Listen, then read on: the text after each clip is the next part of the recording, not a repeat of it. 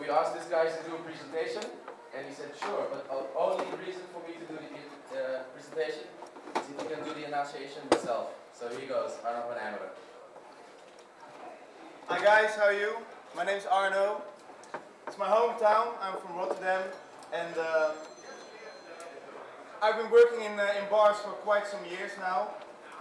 We just started a very small boutique in Rotterdam with loads of different exotic products, especially tequila and rums.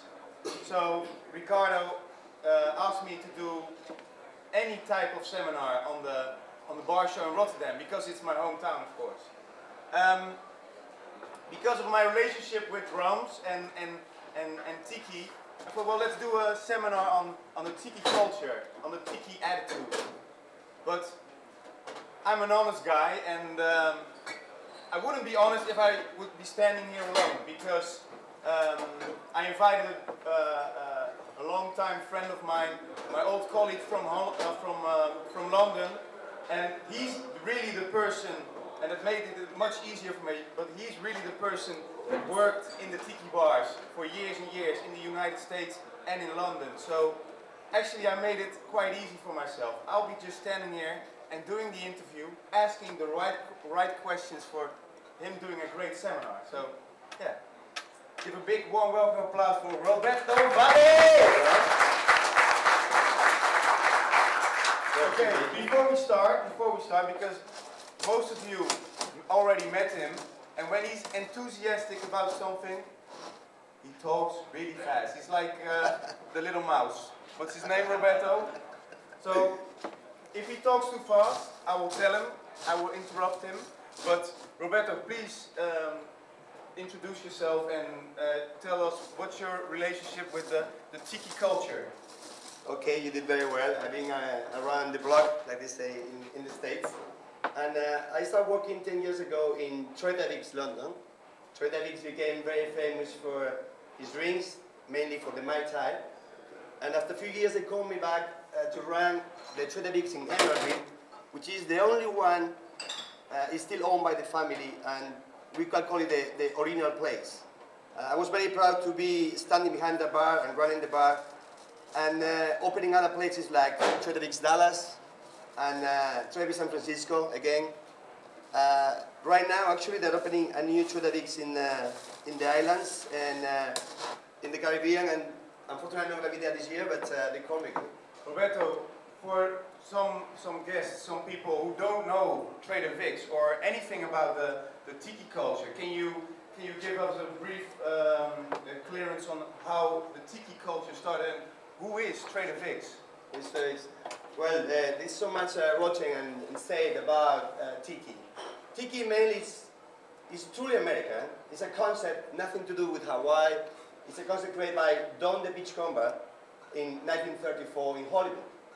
Became very popular because celebrities like Charles Chaplin, Errol Flynn, or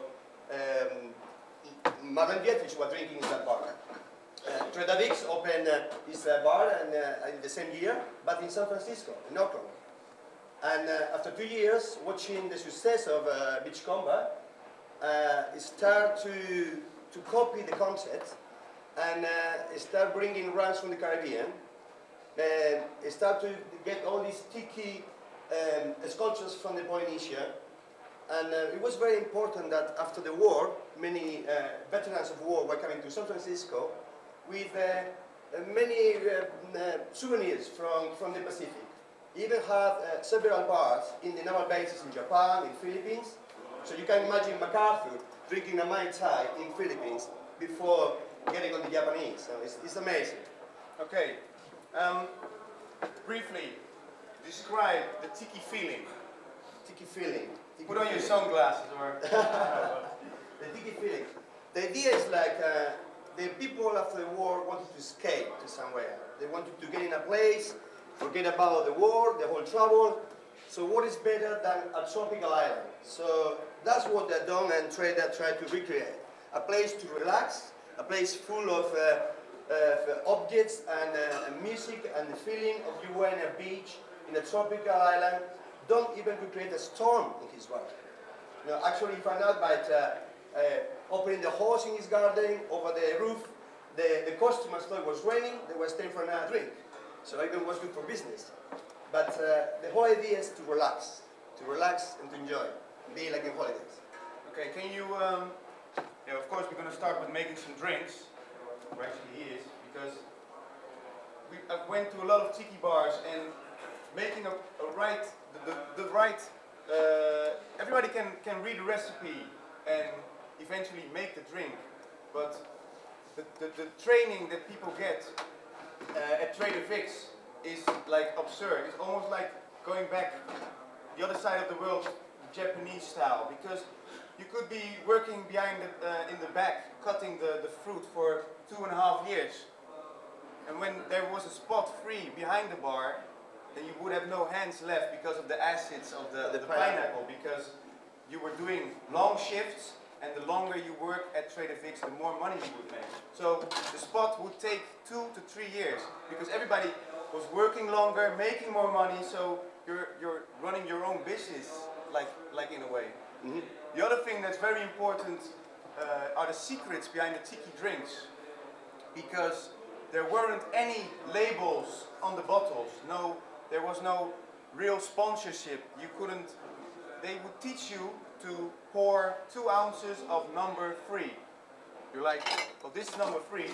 So you didn't have any clue what you were pouring or which brand you were pouring.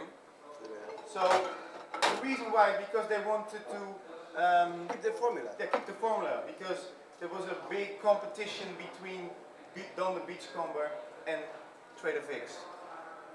Roberto, please tell them your favorite drink and start making it. Okay, let's go into business. We're gonna make a Samoan focaccia. Let me tell that, a Samoan fog, with the fog, kata. Kata, yeah, you get quite lost after drinking 2 of these. It's actually even a variation, a super variation of a scorpion, another very popular drink. And I really like it because, first of all, the recipe is pretty unique. It's mixing rum with gin, with brandy, and with dry sherry. I'm from Spain, I like that too. So it's a pretty complex, refreshing drink, perfect to lay back, and let's start making it, and then you probably will taste it. Just a quick note for everyone. These mugs are irreplaceable, so you have to be very careful with it when you start tasting the drink. Okay? Well, like I said, Trader started in 1944 to make my ties. Some of these mugs can be 60 years old, 50 years old. They're collectibles. So first of all, this drink has Cuban rum, something that he ran out after the block. Obviously, Fidel Castro ruined the Cuban rum forever in America. But we, in Europe, we have still Cuban rum, so I'm pouring 2 ounces of Cuban rum. Don't laugh, he's a bit small for the bar. You have to put him on a little block over there, but you're doing fine. Yeah, then we're going to put 2 ounces of orange. Actually, this recipe used to be more sour back in the days, and it's been adjusted because the flavor changed with the years. The people had different tastes. It was too tart. It used to call for 2 lemons, 1 orange. These days, the other way around. That's something that I know because I work there, but people still read the book, still follow the recipe of the 40s, which doesn't make any sense anymore. So we put the lemon in it. It has half shot of gin, and another half shot of brandy. We have a nice Armagnac actually. Yeah, we pump it up a little bit. And it is sweet up with orgeat. He's going to explain, like I told you guys, everybody can read a recipe and prepare a drink, but like we have the hard shake now, Japanese style, he's gonna do a quick shake.